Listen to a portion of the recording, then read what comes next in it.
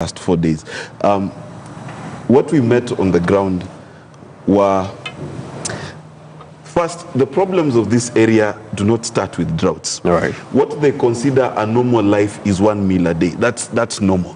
When they come to the point where they're saying that they're suffering from drought, these are people who are saying they've not eaten for 3 or 4 days. Now, for me, what broke my heart was that you'd drive into this village, and then you'd hear people call to each other because they live very far from each other. Right. And you hear them calling each other through whistles and other calls, and they'll come and they'll meet at this center.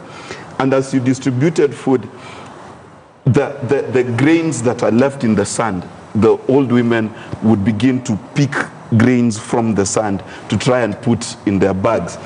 And then they'll tell you, as you're about to finish distributing the food, that please don't distribute all the food because we know Mzee X, Mama Y, who is not able to come, and she's not been able to walk for 4 days. He's not been able to sit in 3 days. So we got on motorbikes and we went to see that we were told of a total of 7 in this village called Nalapeng. And I went to this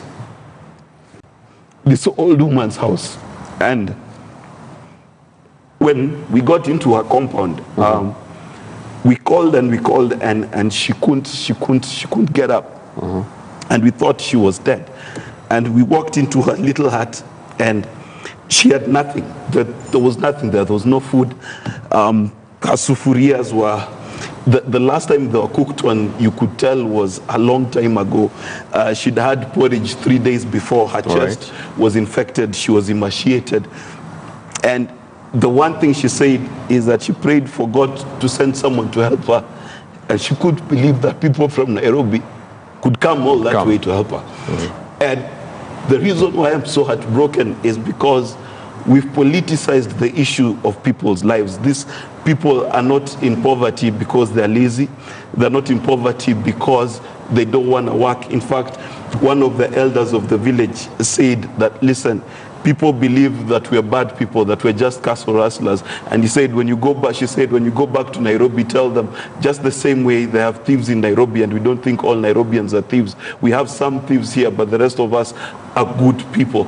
They're industrious people. They're people who walk for kilometers just to get a liter of water. And I saw kids carrying that dirty brown water. This woman, I promised her to go back. I have no idea whether she'd be alive because she had a chest infection. There's an old man who one of my team went to see, and the old man was basically fainted on the ground in 39-degree heat. So this is not some media thing. We've seen it for ourselves. We went there, around 20 amazing people from Nairobi. But I talked to all of them. They are all traumatized, not because of just the poverty that they saw, but because we are disappointed, not just in the government, but we as a republic have let these people